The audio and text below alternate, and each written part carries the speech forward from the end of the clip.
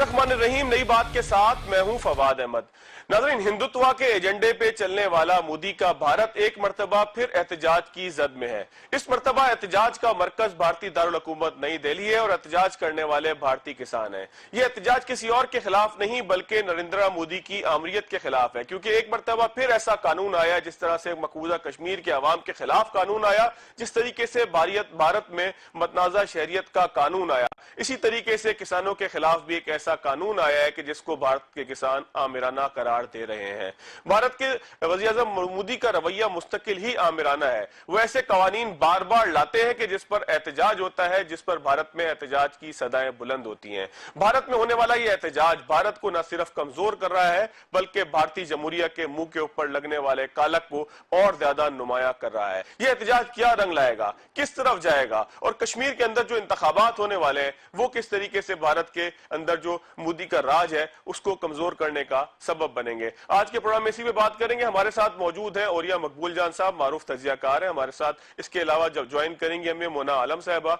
Senior anchor person है। दोनों मेहमान जो है वो हमारे साथ मौजूद है, उनका शुक्रिया। ओरिया साहब से गुफ्तगू शुरू करते हैं। ओरिया साहब, सूरत-ए-हाल आप देख रहे हैं कि अब एक मरतबा फिर हम देख रहे हैं कि किसान जो है वो नई दिल्ली के दरवाजे तक पहुंच गए और वहां पर एहतजाज हो रहा है। 3 हफ्ते से जायद हो गया है, लेकिन पूछने वाला उनको कोई नहीं है, उनके ऊपर तशद्दुद भी हो रहा है। ये सारी सूरत-ए-हाल किस तरीके से खित्ते के पूरे अमन को डिस्टर्ब कर सकती है? देखें, पहली बात तो यह है कि पंजाब को अगर देखा जाए तो ब्रिटिश इंडिया के ज़माने में ये जो पंजाब जिसमें हम लोग रहते हैं ये बेसिकली फूड बास्केट था पूरे के पूरे बरसगीर पाक व हिंद का। यहीं से गंदम जाती थी, यहीं से चावल जाते था, यहीं से सरसों जाती थी, यहीं कपास उगती थी, सब कुछ। जिस वक्त मशरिक पार्टीशन हुई है, पाकिस्तान आज़ाद हुआ है और इंडिया बन गया है दूसरी तरफ, तो वह ये था कि वो मशरकी पंजाब का इलाका जो था वो बिल्कुल जिसे कहते हैं खुशकाबा था। लेकिन सिंध ताश मुआहदे के बाद उस इलाके के अंदर पाक पानी जब लेके गए हैं, सतलुज, रावी और ब्यास तीनों दरिया जब वहां गए हैं तो उन्होंने वहां नहरें बिछाई। तो इस वक्त अब तक भारत के अंदर जो मशरकी पंजाब था, जो कि ईस्ट पंजाब हमारा ही पंजाब का इलाका था, वो दूसरा वो इलाका जो था वो पूरे इंडिया को गंदम देता था, फसलें देता था, सब कुछ देता था। और वहां पर ज्यादातर चूंकि सिख आबाद थे तो उन लोगों की एक खास किस्म की जरूरत थी इंडिया को मार्शल लेस की हैसियत से, क्योंकि 2 इंडिया के पास फौजें थी, एक गोरखा और एक सिख। तो इसलिए उनको बहुत ज्यादा उनको अपीसमेंट भी की जाती थी, उनको बिजली के अंदर भी राहत थी, फार्म टू मार्केट रोड्स भी थी, सारा कुछ था और उनकी फसल भी चल रही थी। मोदी के आने के बाद हुआ यह है कि इस पूरे के पूरे खित्ते के बारे में बहुत सारे लोगों की नजरें लगी थी। अब एक ही तरीका था, क्योंकि मोदी को लेके आया था कार्पेट कल्चर, उसके सारे का सारा वो उन्होंने पैसा इन्वेस्ट किया था, उन्होंने सब कुछ उसके साथ किया था। तो वो चाहते थे कि किसी न किसी तरीके से ये जो किसान है ये बेचारा खेत में तो रहे लेकिन ये खुशहाल ना हो सके, क्योंकि सबसे ज्यादा पर कैपिटा इनकम जो है इस इलाके का। इसके लिए पिछले साल एक कमेटी बनी थी कि किस तरीके से हम अपने फार्मर्स को इम्प्रूव, नाम तो उसका यही रखा गया था। उसके तहत एक एक्ट नाफिज हुआ जिसको कहते हैं farmers produce trade and commerce act.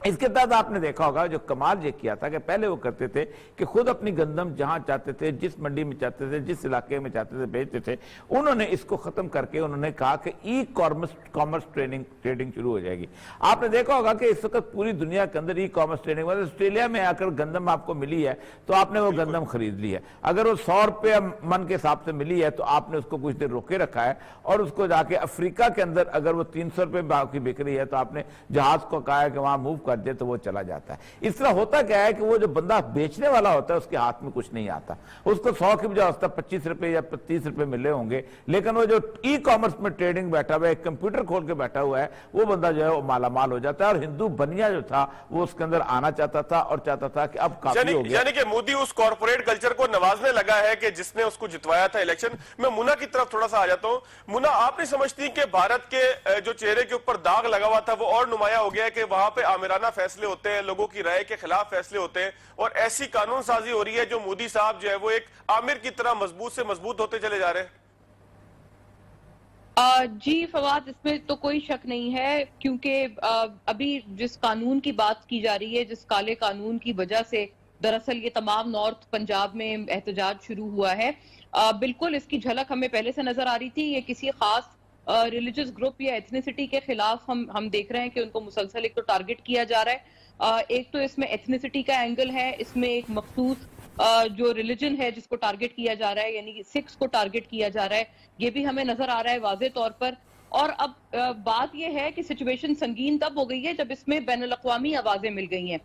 Canada से आपको पता है कि कनाडा में क्योंकि सिख जो कम्युनिटी है वो बहुत मकबूल है, उनकी बहुत अच्छी वहां पर एक परसेंटेज है, रिप्रेजेंटेशन है, तो वो लोग भी वहां मिल गए हैं। हत्ता ये कि उत्तर प्रदेश और राजस्थान से भी जो फार्मर्स हैं वो इस प्रोटेस्ट में शामिल हैं, वो गए हैं और अपने उन्होंने किसान भाइयों के साथ सॉलिडारिटी का मुजाहरा किया है। तो इसलिए ये सिचुएशन उनके लिए, भारत की सरकार और मोदी सरकार के लिए और गंभीर होती जा रही है। एक तो इसका जो वाइड स्प्रेड एंगल है लोकली उनके लिए, वो उनके लिए बहुत तशवीशनाक है, खतरनाक है, क्योंकि ये ना सिर्फ पंजाब तक महदूद रह गया है, ना सिर्फ ये सिखों तक महदूद रह गया है, बल्कि ये तमाम किसानों को अपने लपेटे में लिए हुए है। और इससे ये भी एक तासुर भारत में उभर रहा है कि पूरी की पूरी जो किसान कम्युनिटी है, ना सिर्फ पंजाब में बल्कि पूरे भारत में, दरअसल ये उनके खिलाफ एक मुहिम चलाई जा रही है और उनको मलाइन किया जा रहा है। क्योंकि जाहिर है जब आप एक कॉर्पोरेट कल्चर से, आई टोटली एग्री, जब आप उसकी पैदावार होते हैं तो फिर आप उसी को नवाजते हैं, आप उसी की तरफ आपका टिल्ट होता है और आप हर तरह से उनको खुश करने की कोशिश करते हैं। और इसमें जो गरीब है हमेशा पिसता है, गरीब तबका पिसता है, किसान तबका पिसता है, तो वही हो रहा है। और अब इसका इंटरनेशनल एंगल हम जैसे बात कर रहे हैं वो भी वाज़े हो रहा है इस तरीके से, कुछ करना पड़ेगा अपना स्याह चेहरा छुपाने के लिए। जी,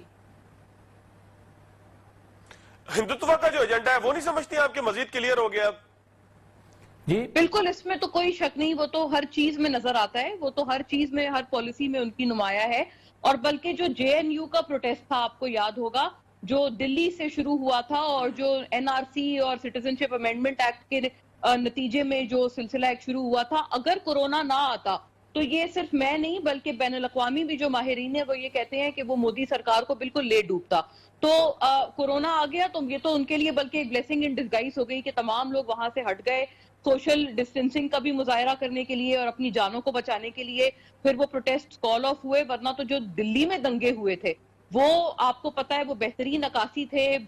मोदी के और आरएसएस के माइंडसेट के, और वो ले डूबते उस सरकार को, लेकिन वो सबसाइड हो गए। ये उनकी अच्छी किस्मत या वो शुक्र मनाए। लेकिन अब लगता है कि एक दूसरा पहलू जन्म ले चुका है, क्योंकि इस वक्त भूख, अफलास, गुर्बत, बेरोजगारी भारत में बढ़ चुकी है, क्योंकि कोरोना वायरस पे उनका कोई काबू नहीं है, उनकी पॉलिसीज में इसका कोई जो झलक है वो नजर नहीं आती कि वो अपने आम आवाम के लिए खड़े हों या अपने आम आवाम को वो इस मुश्किल से निकालें या इस बीमारी या वबा से निकालें। इस कोरोना वायरस की वजह से जो भारत की मईशत पर जो असरात आए हैं वो मैं समझती हूँ कि नाकाबिले तस्कीन है उनको, क्योंकि वो अब कवर नहीं कर पा रहे हैं। और इस पूरे पैराए में जब हम फार्मर्स के प्रोटेस्ट की बात करते हैं तो इसका मतलब ये है कि भूख अफलास में मजीद इजाफे की हम बात कर रहे हैं। क्योंकि अगर आपके किसान जिस मुल्क में सरापा एहतजाज हो जाए तो वहां तो आप समझें कि खाने पीने के लेने के देने पड़ सकते हैं, और यही होने जा रहा है। जो अब वहां के लोग हमें बता रहे हैं या वहां के जो इंडिपेंडेंट माइंड्स हैं,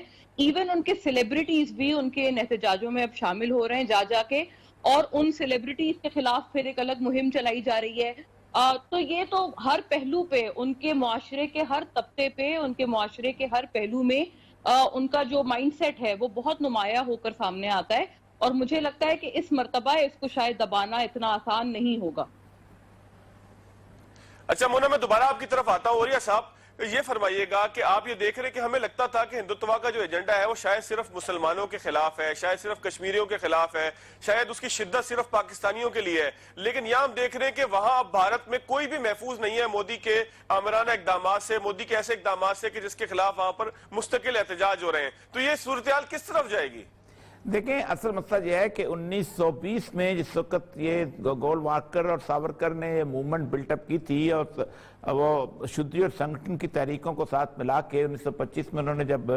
हिंदुत्व की मूवमेंट बिल्टअप की थी और राष्ट्रीय सेविंग सिंह बनाई थी, तो उसमें 2-3 उन्होंने काम किए। तो उन्होंने ये किया था कि मुसलमान तो अलग थे, लेकिन महात्मा बुद्ध को اور گرو نانک کو انہوں نے ایک اوتار بنا دیا تھا ایشور کا، اور وہ ایک ہندو مذہب ہے بالمیکی، وہ بالمیکی مذہب جو ہے وہ گرو نانک کو ہی پوجا کرتے ہیں اور اسی کی تصویر رکھتے ہیں سامنے، اور وہی گرو گرنتھ گاتے ہیں۔ لیکن سکھ قوم اس سے بہت ناراض تھی کہ ہم بالکل ہندو ریلیجن کا حصہ نہیں ہے، لیکن آپ نے ہم کو دے دیا ہے۔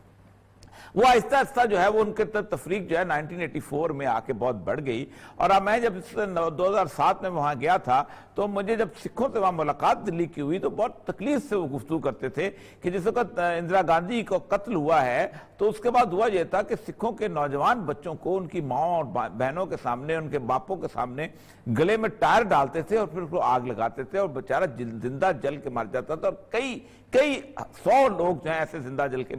مرے ہیں۔ اور اس کے بعد یہ تھا کہ پورے کے پورا جو اس کے اندر جو شروع ہوا ہے، آپ کو اندازہ نہیں کہ سنت جرنیل سنگھ بھنگڑا والا کے بعد کہ وہ خود کہتے تھے کہ خانہ کعبہ کی جگہ ہے، جیسے آپ کا خانہ کعبہ ہے ویسے ہمارا گولڈن ٹیمپل ہے، جس میں فوجیں گھسی ہیں اور انہوں نے آ کے ان کو تباہ برباد کیا۔ اس وقت دو طرح کی صورتحال بنی ہوئی ہے، ایک تو یہ ہے کہ یہ تو ایک کسان موومنٹ ہے، اور کسان موومنٹ کے اندر سب سے بڑی بات یہ ہے کہ کسان سمجھتے یہ ہیں کہ ایک دن ایسا آئے گا کہ ہمارے کھیت ہمارے ہاتھ میں نہیں رہیں گے، کیونکہ جو دوسرا ایکٹ جو ہے نا farmers empowerment and protection act, اس کے تحت یہ ہے کہ کوئی بندہ کھیت کی فصل کی پیداوار سے پہلے کوئی بڑا تاجر سرمایہ دار جو ہے وہ کہتا ہے میں نے ٹرکل ڈاؤن فارمنگ شروع کرنی ہے، میں 4 ٹریکٹر خریدنے ہیں، 5-6 خریدنے ہیں، اور 200-300 کسانوں کو مل کے وہ ایک بہت بڑی کارپوریٹ فارمنگ شروع کر دیتا ہے تو غریب آدمی سے چلا جاتا ہے، تو بیچارہ سکھ تو بیچارہ آ کے مزدوری کرنا شروع ہو جائے گا اسی کھیت پہ، یا اور کیا کرے گا۔ تو وہ کہتے ہیں کہ یہ کمپنی کی طرح یہ بھی آئیں گے اور ان کے کھیتوں پہ قبضہ کر لیں گے۔ جی وہ کہتے یہ ہیں کہ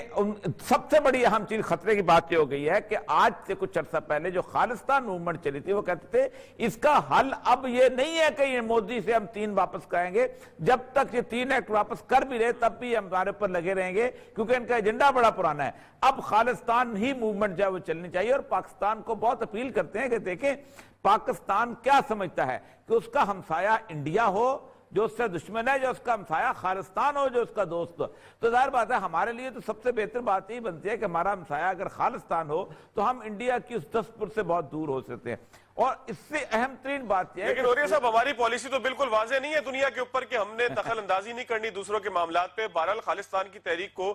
ہم سپورٹ ضرور کر سکتے ہیں، ایک اخلاقی سپورٹ جس کو آپ کہتے ہیں۔ میں تھوڑا سا اوریہ صاحب مونا کو شامل کرتا ہوں۔ مونا، جس طرح سے اوریہ صاحب کہہ رہے ہیں کہ خالصتان کی تحریک کی طرف یہ معاملہ جائے گا، اور آپ نے بھی ڈھکے چھپے الفاظ میں کہا کہ سکھ جو ہے وہ اس موومنٹ کو ہو سکتا ہے کہ کسی اور طرف موڑ دیں، اور وہ کسی اور طرف کچھ اور نہ ہو بلکہ علیحدگی کی تحریک ہو جو خالصتان کی صورت میں جو ہے وہ ہمارے سامنے آئے کہ پاکستان کے ہمسائے میں پنجاب کے اندر بھارت کے بجائے جو ہے وہ پھر خالصتان کی ایک اسٹیٹ ہو۔ تو آپ کیا سمجھتی ہیں کہ مودی بھارت کو تقسیم کرنے کا سبب بھی بن رہے ہیں، اور خالصتان کا معاملہ کتنا سنجیدہ ہے؟ جی اس میں تو کوئی شک نہیں، اور یہ بات بالکل صحیح ہے کہ ہماری یہ اسٹیٹ پالیسی ہے۔ آج جب ہم 16 دسمبر کا سیاہ روز بھی آج دیکھ رہے ہیں تو وہ بنگلہ دیش کی کریشن کے کانٹیکسٹ میں بھی میں اس کو یہی سمجھتی ہوں کہ جو بھارت نے جو کیا تھا اور جس طرح سے پاکستان میں مداخلت کی تھی مکتی باہنیز کے تھرو اور اپنے پروکسیز کے تھرو، اور ان کو شرم آنی چاہیے کہ وہ اس بات کا الٹا کریڈٹ لیتے ہیں آج بین الاقوامی سطح پر اس چیز کو ایسے اس بات پہ بغلیں بجاتے ہیں۔ اگر کوئی اور ملک یہ کرتا ہوتا تو میں سمجھتی ہوں ان کے اوپر بہت پہلے معاشی سینکشنز لگ چکی ہوتی، لیکن یہ عالمی دنیا کی مجبوری ہے کہ وہ بھارت کے ہاتھوں اس طرح سے اپنے ضمیر کو بیچے ہوئے ہیں۔ تو اس کانٹیکسٹ میں بالکل یہ بات درست ہے کہ ہم تو نہیں سمجھتے کہ کبھی بھی ہم کبھی مداخلت کریں یا اس طرح سے کسی انٹرنل ایشو میں بات کریں، لیکن یہ بات بالکل صحیح ہے کہ خالصتان کی اب وہ پوری موومنٹ میں ایک نیا رنگ پڑتا ہوا نظر آ رہا ہے۔ یہ کوئی پہلی دفعہ نہیں ہے، ہم نے اس سے پہلے بھی 100 دفعہ اس قسم کی مثالیں دیکھی ہیں، بالخصوص ابھی ریسنٹ مواقع جو ہوئے ہیں، جیسے ایون جب نوجوت سنگھ سدھو کو انہوں نے جس طرح سے ٹارگٹ کیا تھا اور پاکستان کے حوالے سے ان کا جو ایک سافٹ کارنر ہے وہ بھی اس معاملے پہ بھی ہم نے دیکھا تھا کہ سکھ پوری کمیونٹی کی طرف سے، پوری برادری کی طرف سے ایک احتجاج نظر آیا تھا، اور وہ اس میں بالکل سمجھنے سے قاصر تھے کہ آیا اتنا بڑا کیا گناہ ہو گیا کہ آپ اینٹی نیشنل ہونے کا اتنے بڑے اپنے ملک کے لیڈر پر یا اتنے بڑے سیلیبریٹی پر آپ الزام لگا رہے ہیں۔ تو یہ تمام چیزیں تو ایک کڑی ہیں جو کہ بنتی ہوئی نظر آ رہی ہیں۔ آپریشن بلو سٹار کا بھی تذکرہ ہوا، اندرا گاندھی کی جو اسیسینیشن کا پھر ایونچولی سبب بنا، تو یہ کوئی آج کی بات نہیں ہے، یہ بہت پرانی بات ہے۔ ایون جسٹن ٹروڈو بھی اب اس چیز کی حمایت کر چکے ہیں، کیونکہ وہ بھی اپنے ملک میں جو سکھ بہت سٹرونگ ایک کمیونٹی پائی جاتی ہے اس کو وہ کسی طرح سے نظر انداز نہیں کر سکتے ہیں۔ تو ہیونگ سیڈ دیٹ اگر اتنے بڑے بڑے ممالک ان کے سپورٹ میں کھڑے ہوئے ہیں، ابھی اروند کیجریوال کو آپ دیکھ لیں جو عام آدمی پارٹی کے سربراہ ہیں، تو وہ بھی اسی طرح سے اپنے فارمرز کو سپورٹ کر رہے ہیں. حتیٰ یہ کہ 1.4 بلین لوگوں میں سے اگر آدھے تقریباً لوگ، جو کہ ایک محتاط اندازہ ہے، جن کا تعلق فارمنگ سے ہے یا جو کسان ہیں، اگر کسان اتنی بڑی نمائندگی آپ کے ملک میں رکھتے ہیں تو آپ اس طرح سے کسی طرح سے ان کی آپ آواز کو جو ہے وہ اگنور نہیں کر سکتے. جو منیمم سپورٹ پرائز ہے نہ اس کو دوبارہ سے لاگو کیا جا رہا ہے کسانوں کے لیے، بلکہ ایک اور جسے کہتے ہیں چوری اور اوپر سے سینہ زوری، کہ مودی سرکار نے اپنے جو منتری ہیں ان کے یا منسٹر ہیں ان کو ایک طرح سے منع کر دیا ہے کہ آپ کوئی نیگوسیشنز بھی ان کے ساتھ نہ کریں، نہ کوئی بات چیت کریں. تو ایسے میں تو صرف ریزنٹمنٹ ہی بڑھے گی. پورا نارتھ ایسٹ انڈیا اس وقت ریزنٹمنٹ میں جی رہا ہے، ہر کوئی علیحدگی پسند اپنی ایک تحریک چلا رہا ہے. آپ خالصتان آگے اس کا فیوچر کیا نظر آ رہا ہے مونا؟ آپ کو اس تحریک کا آگے جا کے مستقبل کیا ہوگا؟ مجھے لگتا ہے کہ یہ ان کے لیے، میں نے جیسے پہلے آپ سے عرض کیا تھا، جو کام دلی کے دنگے نہیں کر پائے تھے، اپنی رپورٹ ہے، اور شکر ہے وہ رپورٹ کیونکہ اروند کیجریوال کے تحت بنی ہے تو اس میں شفافیت زیادہ ہے. جو ابھی دلی میں دنگے ہوئے ہیں اس میں بالکل انہوں نے سیاہ ان کا چہرہ، خود ان کی اپنی سرکار نے، اروند کیجریوال کی سرکار نے ان کا چہرہ نمایاں کیا ہے کہ کس طرح سے صرف اور صرف مسلمانوں کو مارا گیا. حتیٰ یہ کہ یہ بیانیاں بہت بیچنے کی کوشش کی گئی مودی سرکار کی طرف سے کہ نہیں جی، دونوں طرف کے دونوں جو کمیونل وائلنس میں نقصانات ہوئے ہیں، ہندوؤں کے بھی ہوئے ہیں، مسلمانوں کے بھی ہوئے ہیں، لیکن بالکل اس بات کو رد کیا جو اروند کیجریوال کی حکومت کی طرف سے رپورٹ آئی ہے دلی دنگوں میں. مجھے لگتا ہے جو چیز وہ نہیں اچیو کر پائے تھے، اب غالباً یہ جو پروٹیسٹ ہے، اور یہ بغیر ایگزیجریشن کے ہم بات کر رہے ہیں کہ یہ جو ابھی حالیہ جو پروٹیسٹ ہو رہے ہیں، مجھے لگتا ہے کہ یہ اب اسی کی جانب بڑھ رہے ہیں. یہ خالستان وغیرہ کی باتیں یقیناً... اچھا مونا، متنازع شہریت ایکٹ کے خلاف بھی احتجاج شروع ہو گیا. آپ کو نہیں لگتا ہے ساری تحریکیں مل کے مودی کے لیے، خود بھارت کے لیے خطرہ بنیں گی؟ جی بالکل، ہم ابھی تمام، مجھے لگتا ہے یہی گفتگو کر رہے ہیں کہ یہ تمام چیزیں بھارت کے لیے اور مودی سرکار کے لیے، جو کام نہیں کر پائے تھے دلی دنگے اور جے این یو کے جو پروٹیسٹ تھے، یا دلی میں جو ہونے والے دنگوں کی وجہ سے پروٹیسٹ ہوئے تھے. اب میں یہی آپ سے عرض کری تھی کہ اگر وہ کلمنیشن تک پہنچتے تو غالباً یہ کہ یہ مودی سرکار کا صفایا ہو چکا ہوتا اور آگے بھی بہت کچھ ہو چکا ہوتا ہے. اس بات پہ یہ اینڈ نہ ہوتا. اس کے آگے علیحدگی پسند تحریکیں جو ہیں وہ مزید زور پکڑتی، جان پکڑتی. لیکن مجھے لگتا ہے کہ اب وہ جو ایک خالی کام تھا یا جو ایک وہ ادھورا کام تھا، وہ ہو سکتا ہے کہ اس مرتبہ ان فارمرز کے پروٹیسٹ سے پورا ہو جائے. آپ اندازہ کر لیں کہ اگر 0.7 بلین عوام ہیں جو کہ ایک طرف کھڑے ہو گئے ہیں اور مودی سرکار کو وہ للکار رہے ہیں، انہوں نے بھوک ہڑتال کی ہے، وہ ہر طرح سے باہر ہیں، اور اوپر سے ان کے اوپر ظلم کیا جا رہا ہے، تشدد کیا جا رہا ہے. ان کو ڈسپرس کرنے کے لیے ان کے اوپر کبھی واٹر کینن سے اٹیک کر رہے ہیں، کبھی ٹیئر گیس کے شیل مار رہے ہیں. تو اس قسم کی چیزیں ان کو صرف اور صرف مزید اشتعال دلا رہے ہیں. تو ظاہر ہے یہ تمام چیزیں اب کہیں نہ کہیں آگے جا کر رکیں گی، اور میں نہیں سمجھتی کہ یہ اتنی آسانی سے ختم ہو جائے گا. چلے بہت شکریہ مونا آپ کا. آپ جو ہے وہ پروگرام میں اوریا صاحب ہمارے ساتھ موجود رہیں گے. آپ کا شکریہ، آپ نے ہمیں جوائن کیا. ناظرین ایک چھوٹا سا بریک لیں گے. بریک کے بعد اوریا صاحب سے پوچھیں گے کہ کشمیر میں جو ہونے والے دیہی انتخابات ہیں، جو نچلے انتخابات ہیں، اس کی کیا صورتحال ہے، کیونکہ بی جے پی چاہتی ہے کہ وہاں پر بھی اکثریت حاصل کرے اور کشمیر کے اوپر بھی قبضہ کر سکے. After short break. بریک کے بعد ایک مرتبہ پھر خوش آمدید. اوریا مقبول جان صاحب، ہمارے پاس جو تاریخی پس منظر ہے خالستان کی تحریک کا، وہ کیا ہے، اور اس دفعہ آپ کو کیا لگتا ہے کتنی سنجیدہ ہو سکتی ہے تحریک، اور اگر خالستان کی کوئی ڈیمانڈ موجود ہے تو اس کے بنیادی اسباب کیا ہیں؟ دیکھیں، سکھوں کی جو موومنٹ ہے بہت عرصے سے چلی آ رہی ہے، اور اس وقت سے چلی آ رہی ہے جب مغل یہاں پر برسر اقتدار تھے. آپ کو اندازہ ہوگا کہ اکبر کے زمانے سے یہ پورے کا پورا خطہ جو ہے وہ ڈسٹرب رہا. اس کے بعد آخر اورنگزیب عالمگیر تک آتے ہوئے گرو گوبند سنگھ تک یہ موومنٹ چلتی رہی. اس کے بعد سکھ جو ہے وہ سمجھتے ہیں، اب یہ سمجھتے ہیں ماسٹر تارا سنگھ کے زمانے سے، کہ انڈیا میں ہندوؤں نے ہمیں خاص طور پہ دھوکے میں رکھ کے ہمیں مسلمانوں کے ساتھ لڑایا، اور جبکہ ہم یہاں ساتھ ساتھ اکٹھے تھے. اور پھر اس کے بعد جب وہ جہاں انہوں نے آنا جانا شروع کیا تو ان کو اندازہ ہوا کہ یہاں تو پاکستان کے اندر ان کے ہاں جو ان کے ساتھ ان کی زبان بولتے ہیں، ان کی لینگویج بولتے ہیں، ان کے ساتھ اٹھنا بیٹھنا، وہ اتنے زیادہ ان سے محبت کرتے ہیں جس کا تصور نہیں پایا جاتا. تو ایک بہت بڑی موومنٹ جو تھی وہ 80s کے اندر پیدا ہوئی، جسے سنت جرنیل سنگھ بنروالا جو ہے وہ لیڈ کر رہا تھا. اور اس بندے کی جو تقریریں اتنی زیادہ جسے کہتے ہیں اپیلنگ تھیں کہ پورے علاقے کے اندر یہ موومنٹ جو ہے وہ بہت زیادہ اس کا جسے کہتے ہیں اثر و رسوخ ہو گیا، اور باقاعدہ عام موومنٹ شروع ہو گئی. اور اس کے بارے میں بہرحال میں لمبی کہانی میں نہیں جاتا کہاں سے دھوکا ہوا کیا ہوا، لیکن سکھوں کو انہوں نے بہت حد تک دبانے کی کوشش کی، لیکن انہوں نے ریٹیلیٹ کیا اور اندرا گاندھی کو جو ہے وہ قتل کر دیا۔ لیکن اس کے ساتھ ساتھ آپ دیکھیں کہ صرف اندرا گاندھی اور سکھوں کی بات نہیں ہے، انڈیا کے اندر ٹیملز کی اپنی ایک موومنٹ ہے، اور ٹیملز نے راجیو گاندھی کو قتل کیا تھا، اور سکھ کہتے تھے کہ ہمیں تو تم نے قتل کر دیا لیکن تم اپنے بودھیوں والوں کو نہیں قتل کرتے جنہوں نے تمہیں مار دیا، کو وہ تو تمہارے اپنے ہندو بھائی ہیں۔ پھر اس کے ساتھ ساتھ تقریباً 7 ایسی ریاستیں ہیں جو کہ عیسائی ریاستیں ہیں، مثلا جن میں ناگارام، میزورام، یہ جو سلگری کوریڈور کے ساتھ جو 7 سسٹرز جن کو کہتے ہیں، جو بنگلہ دیش کے آس پاس راستے ہیں، ان میں ہاں بہت مدت سے اتنی بڑی موومنٹ چل رہی ہے کہ وہ انڈیا کے فوجیوں کی باقاعدہ لاشیں جو ہیں وہ لٹکاتے ہیں اور وہ بتاتے ہیں کہ ہم اس حد تک طاقتور ہیں کہ آپ ہمارا کچھ نہیں بگاڑ سکتے۔ پھر اس کے ساتھ ساتھ یہ جو موومنٹ شروع ہوئی ہے، اصل مسئلہ یہ ہے کہ انڈیا کے اوپر جو ہے انٹرنیشنل پریشر بہت بڑھتا جا رہا ہے۔ گزشتہ 1 سال سے کشمیر کا ایشو کے بعد اتنا بیڈ پریس شاید زندگی کبھی انڈیا نے فیس نہ کیا ہو۔ 13 ملک ایسے ہیں جہاں پر سکھ جو ہیں اس وقت مظاہرے کر رہے ہیں، اب نیو یارک سٹی میں کر رہے ہیں، سان فرانسسکو کے برج پہ کر رہے ہیں، کینیڈا کے ٹورنٹو میں کر رہے ہیں، انٹیریو میں کر رہے ہیں، لندن میں کر رہے ہیں، پیرس شہر میں وہ کر رہے ہیں۔ اور وہ سکھ کمیونٹی وہ ہے کہ جو ان کی بڑی جسے کہتے ہیں بڑی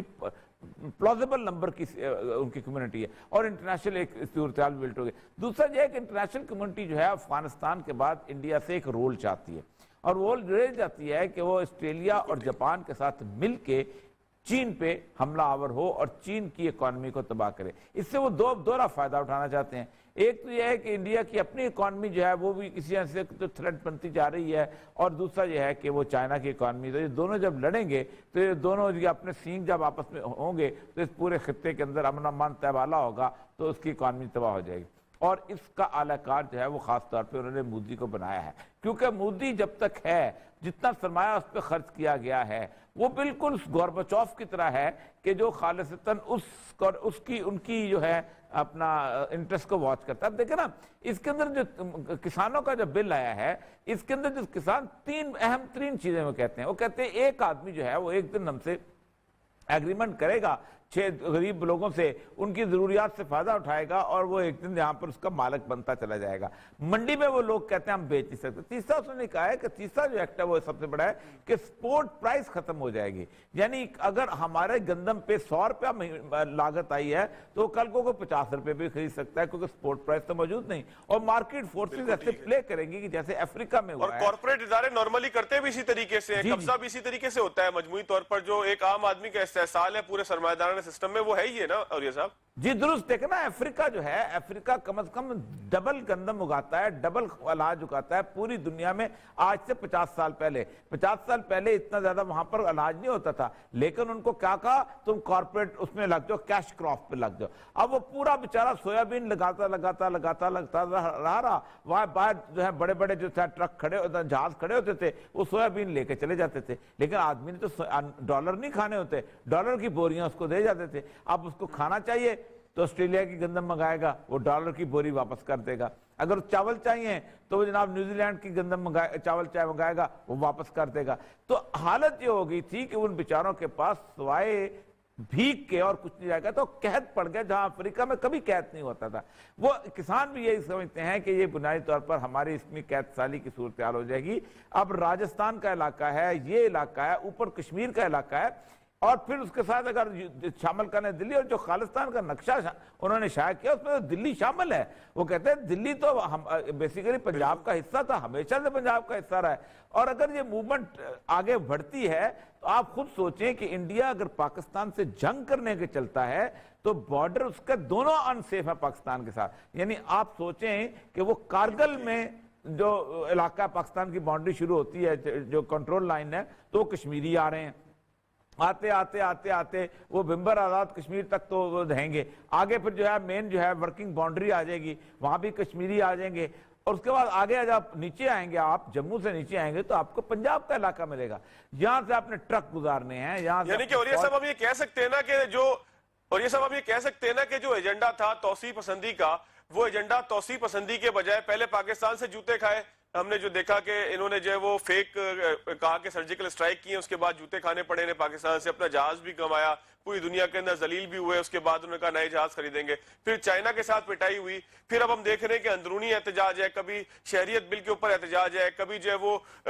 یہ جو کسانوں کا احتجاج ہے، اس سے پہلے مختلف دنگے فساد انڈیا کے اندر ہوتے رہے، تو یہ توسیع کے بجائے تو انڈیا جو ہے وہ خود محدود ہوتا جا رہا ہے، مودی کا انڈیا جو ہے۔ دیکھیں بالکنائزیشن جو ہے انڈیا کی وہ ایک نقشے میں ہے، اب دیکھیں نا صرف یہاں نہیں ہے، بنگلہ دیش کے تقریباً 1.10 کروڑ کے قریب لوگ ہیں جو وہاں پر انڈیا کے اندر ہیں، یہ وہی ہیں جن کے لیے شہریت کا بل آیا ہے۔ ہم اتنے بھولے نہیں ہیں کہ ہمیں انڈیا اور چائنا کی اکانومی جو ہے اس کے خوف نہ آئے، اس کا تھریٹس نہ پتہ چلے۔ The Indian economy is more a threat to us because the Indian education system is well in place. India کی اکانومی ہمارے لیے زیادہ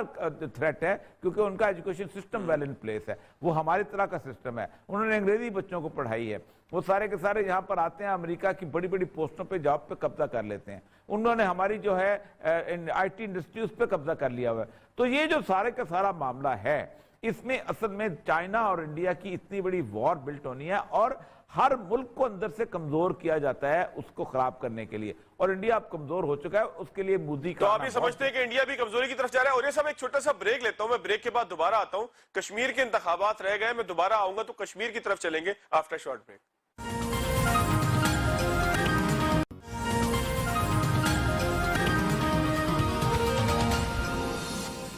بریک کے بعد ایک مرتبہ پھر خوش آمدید۔ اوریہ مقبول جان صاحب ہمارے ساتھ موجود ہیں، بات ہو رہی ہے ہندوستان کے داخلی معاملات پہ کہ جو دنیا کے امن کے لیے خطرہ بن رہے ہیں۔ اوریہ صاحب ایک مسئلہ اور ہے کہ کشمیر میں جو دیہی کونسلز ہیں اس کے براہ راست انتخابات ہو رہے ہیں، بی بی سی کا ایک آرٹیکل ہے جس میں وہاں کی ایک امیدوار یہ کہتی ہیں کہ یہ انتخابات ہم صرف اس لیے لڑ رہے ہیں تاکہ ہماری آنے والی نسلیں جو ہے وہ ہندوستان کے قبضے سے محفوظ رہ سکیں اور ہم ان کے لیے راستہ خالی نہ چھوڑیں۔ وہاں پر بی جے پی کی خواہش بھی ہے کہ وہاں پر اس کو ان انتخابات کے اندر اکثریت مل جائے اور لوگ اس بنیاد پر ان کو ووٹ دیں کہ انہوں نے ایک متنازع قانون پاس کیا ہے اور ہندوستان کی اور کشمیر کی ایک خاص حیثیت جو ہے وہ اس کے اوپر جو ہے وہ کمپرومائز کرنا پڑا ہے۔ آپ کیا سمجھتے ہیں کہ یہ جو انتخابات ہیں یہ کتنے امپورٹنٹ ہے اور اس کے اندر عوام اگر بی جے پی کو اکثریت نہیں دیتے تو اس کا کیا مطلب ہوگا؟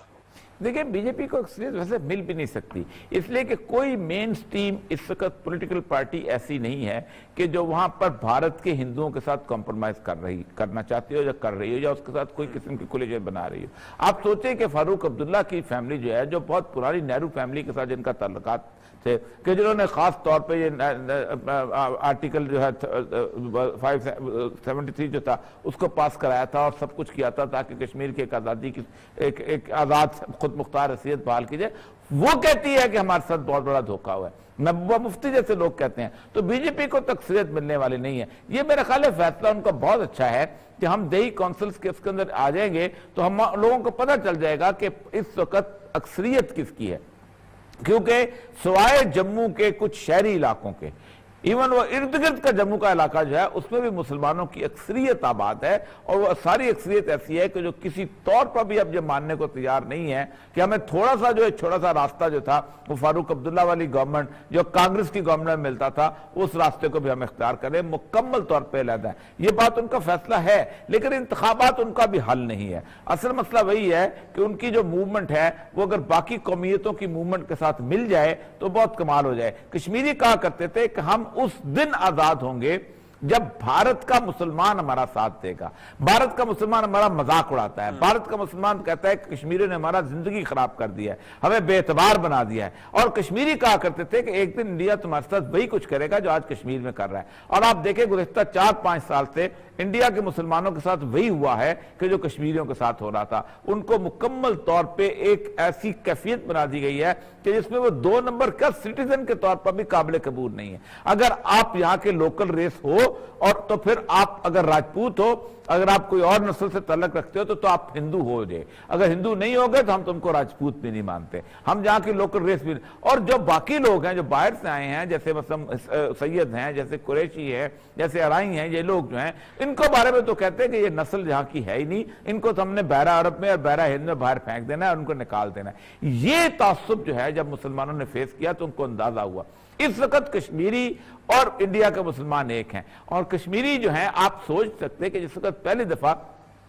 पुलवामा के आसपास जो है एक दो बंदे मारे गए थे जो केरला से आए थे, मुसलमान थे। अब वो केरला के मुसलमान जब पकड़े गए तो उसके ऊपर पूरी स्टडीज हुई और उन्होंने कहा कि ये तो ट्रक पे बैठ के कश्मीर में आकर लड़ेंगे। उस दिन से इंडिया के बारे में, सिक्योरिटी के बारे में तस्वर किया कि इंडिया किसी भी दिन शाम की तरह हो सकता है, क्योंकि हर गली में, हर मोहल्ले में, हर इलाके में मुसलमान मौजूद है। और मुसलमान अगर जिस वक्त इस कैफियत में आएगा तो वो लड़ने पे आएगा तो गली गली मोहल्ले मोहल्ले फाइट हो जाएगी। और मुसलमान के बारे में वो कहते हैं कि मुसलमान तो गरीब आदमी है, एक झोंपड़ी वाले का क्या जाना है, लेकिन झोंपड़ी वाला जो है दो पत्थर भी मारे तो सामने जो है शीशे की जो इमारत खड़ी होगी, हिंदू बनेगी, वो टूट जाएगी। तो जाता उसी का है जिसके पास कुछ होता है। तो इस वक्त कैफियत हो रही है कि अगर जरा से आग और भड़की जिस तरह ये चल रही है तो फिर उस वक्त मुसलमान जो हैं वो उस हालत में होंगे कि ऐसे बिल्ली की पुश्त दीवार से लग जाती है तो फिर हमला करती है, और ऐसा हमला करती है कि आंखें नोच लेती है। अच्छा, और ये सब आखिरी 2-3 मिनट है, कंक्लूजन की तरफ हम जा रहे हैं। ये सारा सिनेरियो जो हिंदुस्तान में बन रहा है, एक के बाद एक एहतजाज हो रहा है, कभी किसानों का एहतजाज हो रहा है, खालिस्तान की एक तहरीक चल रही है, हिंदुस्तान में और भी तहरीकें हैं जो अलहदगी की हैं, पाकिस्तान के साथ भी कभी हम देखते हैं कि कश्मीर के आजाद कश्मीर के ऊपर जो है वो गोलाबारी होती है। इस सारे सिनेरियो के अंदर, खासतौर पर कश्मीर के अंदर, अब देख रहे हैं कि एक तवील अरसा हो गया है कि वहां पर कर्फ्यू की सूरत हाल है, इंतखाबात भी पता नहीं किस तरीके से वहां पर होंगे नहीं होंगे, क्या होगा, क्या सूरत हाल होगी। इसको कंक्लूड कैसे करते हैं, खासतौर पर इंडिया की पूरी सूरत हाल को, क्योंकि आप जो पेशगोई करते हैं अमूमन उसके हवाले से लोग बड़ा सुनना चाहते हैं उसको, और ये समझना चाहते हैं कि क्योंकि आप एक तारीखी हवाले के साथ कुछ पेशगोइयां करते हैं। तो इस सारे खित्ते की सूरत हाल के हवाले से आपकी पेशगोई क्या है? देखिए,